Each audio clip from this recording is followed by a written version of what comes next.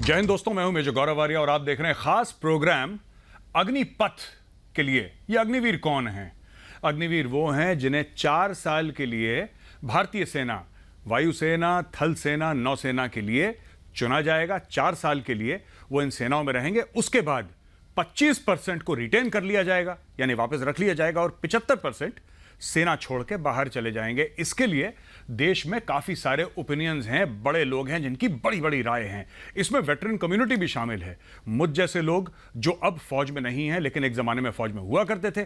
कुछ का यह मानना है कि बहुत गलत है, कुछ का मानना है बहुत सही है। और इन सब में प्रकाश डालने के लिए मेरे पास बड़े सीनियर फौजी जिन्होंने कई दशक लगा दिए फौज में और आज की तारीख में गवर्नर ऑफ अरुणाचल प्रदेश हैं। मैं स्वागत करता हूं ब्रिगेडियर बीडी मिश्रा सर का, जो कि गवर्नर अरुणाचल प्रदेश है। सर जय हिंद और हमारी शो में आपका बहुत बहुत स्वागत है सर। जय हिंद। सर मेरा पहला सवाल है कि ये जो अग्निपथ स्कीम है सर, ये अग्निपथ है क्या? काफी लोगों ने मुझे मैसेज करे हैं और ये बोला है कि आप हमें समझाएं कि अग्निपथ है क्या और इसकी आवश्यकता क्यों पड़ी। अग्निपथ की आवश्यकता इसलिए पड़ी कि हमारे फौज में बहुत दिनों से ये समझा जा रहा था, इस पर यह संवाद हो रहा था, डिस्कशन हो रहा था कि हमारी आर्मी को यंगर होना चाहिए। अभी जो आर्मी की औसतन एज है यह तकरीबन 28 से 30 साल तक है और इसको नीचे लाना है। तो यह जो अग्निपथ का यह प्रोग्राम है, इससे जो एज होगी, एवरेज औसतन एज, यह 25 साल तक आ जाएगी। पहली बात तो यह है। दूसरा, जो आर्मी का एक हेल्थ इंडेक्स है अभी, वो हेल्थ इंडेक्स, क्योंकि बहुत सीनियर लोग हैं उसमें, काफी उम्र वाले हो गए हैं, तो उनका हेल्थ इंडेक्स भी डाउन हो रहा था और उसके लिए तमाम लोग ऐसे लो कैटेगरी में आ गए थे कि जो कि मोबिलाइजेशन पर फ्रंट में नहीं जा सकते। तीसरा, जो अनुशासन का इंडेक्स है आर्मी में, अभी यह था कि 3 रेड इनफेंट्री और 4 ब्लैक इनफेंट्री, यह जिसका होगा वही को कहा जाएगा कि आप आर्मी से बाहर जाएं। अब अग्निपथ के तहत यह 2-2 हो जाएगा। तो इसके माने यह है कि हमारा जो इंडेक्स है, इंडेक्स जो हमारा डिसिप्लिन का है, वो भी ऊपर जाएगा। इसके अलावा इतने लोगों को हम लेंगे और ये लोग जब ट्रेंड हो जाएंगे, मैं बात कर रहा हूं उनकी जो कि अग्निपथ में अग्निवीर बनेंगे, जब वो ट्रेंड हो जाएंगे तो उनको जो अपॉर्चुनिटी होगी स्टार्टअप की, उनको अपॉर्चुनिटी होगी जॉब की, हर जगह यह बहुत ही अच्छा उनके लिए होगा। मैं कहना यह चाहता हूं कि इसमें जो फायदे हैं उसमें कई फायदे हैं। पहला फायदा तो यह है कि हमको एक यंगर एज ग्रुप मिल जाएगा हमारी आर्मी के लिए। हमारी आर्मी, नेवी, एयरफोर्स यह यंगर ऑर्गेनाइजेशन होंगे और इसका डायरेक्ट फायदा है एफिशिएंसी ऑफ फोर्सेस। दूसरा, इसमें जो अभी एज ग्रुप बड़ा होने से जो कि हेल्थ इंडेक्स वो नीचे आ रहा था, लोग कैटेगरी ज्यादा हो रहे थे और कैटेगरी का अलार्मिंग नंबर हो गया था परसेंटेज, वो उसमें बहुत कमी आएगी और लोग फिट रहेंगे, मोबिलाइजेशन में वार फ्रंट पर जा सकते हैं, सुरक्षा के लिए जा सकते हैं। और तीसरा, इसमें जो हमारा डिसिप्लिन का इंडेक्स था, क्योंकि अभी जो प्रोविजन है वो 3 रेड इनफेंट्री इंडिसिप्लिन की और 4 ब्लैक इनफेंट्री इंडिसिप्लिन की जब होती है तभी कोई बाहर किया जा सकता है।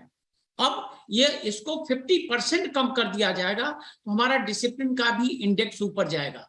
और महत्वपूर्ण बात यह है, यह अग्निवीरों के लिए कि जब वो 4 साल की ट्रेनिंग करके मान लीजिए 25% में नहीं आते हैं और 75% में आते हैं, उनको बाहर जाना पड़ता है, तो उनके पास इक्विप्ड होंगे स्किल से, इक्विप्ड होंगे हायर एजुकेशन सर्टिफिकेट से, इक्विप्ड होंगे वो डिसिप्लिन से और इक्विप्ड होंगे वो ब्रांड से कि ये आर्मी में काम किए हैं 4 साल तक। तो उनको सर्विस के प्रोविजन और जहां भी कहीं भी ऐसा होगा वहां पर इनको प्रेफरेंस मिलेगा और ये सक्सेसफुली एम्प्लॉय होंगे। और एक चीज मैं और कहना चाहता हूं, बहुत जरूरी है कि जो एक उनमें मादा आ जाएगी, कॉन्फिडेंस आ जाएगा, डिसिप्लिन आ जाएगा, सोच आ जाएगी, गाइडेंस आ जाएगा, तो वो लोग स्टार्टअप भी बहुत अच्छे हो जाएंगे। सिर्फ वो नौकरी करने के लायक नहीं रहेंगे बल्कि नौकरी देने के लायक। जी, यह बहुत बड़ी जी बिल्कुल।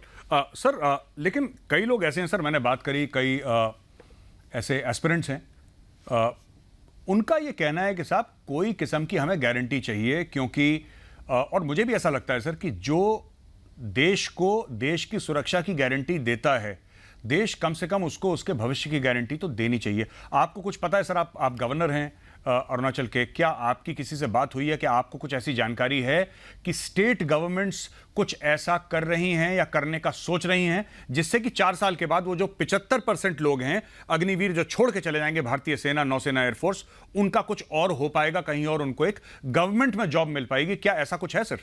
हमारे नॉर्थ ईस्ट में 8 स्टेट हैं, 8 स्टेट्स हैं। हमारी हर स्टेट के पर्सनली मैंने खुद हर स्टेट के चीफ मिनिस्टरों से बात किया है, और ऐसा कोई चीफ मिनिस्टर नहीं है जिसने ये कहा हो कि हम इनकी देखभाल करेंगे।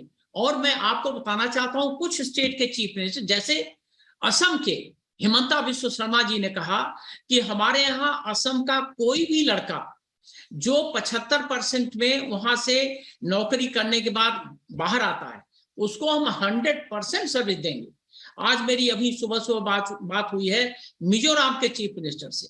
उन्होंने कहा कि हम मिजो लोगों का पूरा ख्याल करेंगे। हमको मणिपुर के चीफ मिनिस्टर साहब ने कहा। तो हमारे जितने 8 चीफ मिनिस्टर हैं, और एक सुर से, एक मति से उन्होंने कहा कि यह हमारा फर्ज बनता है, जिसने देश के लिए काम किया है अग्निपथ स्कीम में, उनको हम गारंटीड नौकरी भी देंगे। और जहां पर गारंटीड नौकरी जिन लोगों ने अभी नहीं बनाया है स्कीम, वो कह रहे थे कि ये हमारे एनुअल पर है।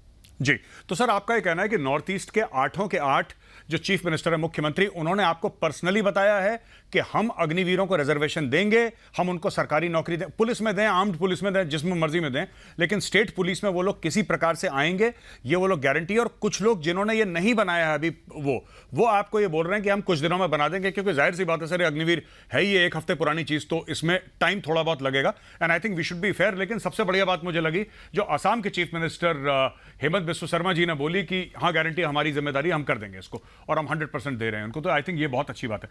सर मैं एक बात ये आपसे पूछना चाहता हूं कि यहां पे कुछ ऐसे भी लड़के हैं जिन्होंने बड़ी मेहनत करी है, जिन्होंने सारे टेस्ट पास कर दिए, जिन्होंने रिटन टेस्ट पास कर दिया, दौड़ भाग कर दी, सब कुछ हो गया, बस वो इस चीज का वेट कर रहे थे कि फौज बोले और ये लोग जाके रेजिमेंटल सेंटर ट्रेनिंग के लिए ज्वाइन करें।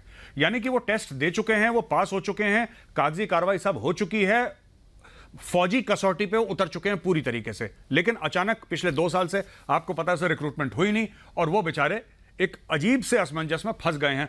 उनके लिए आप क्या कहना चाहेंगे? ये जो मामला है, ये अग्निपथ की स्कीम है, ये हमारे टॉप गवर्नमेंट से आई हुई है। प्रधानमंत्री जी खुद इस पर बड़े संवेदनशील हैं, और आपको मालूम है कि इसमें उन्होंने 5 साल तक की उम्र का इजाफा कर दिया है।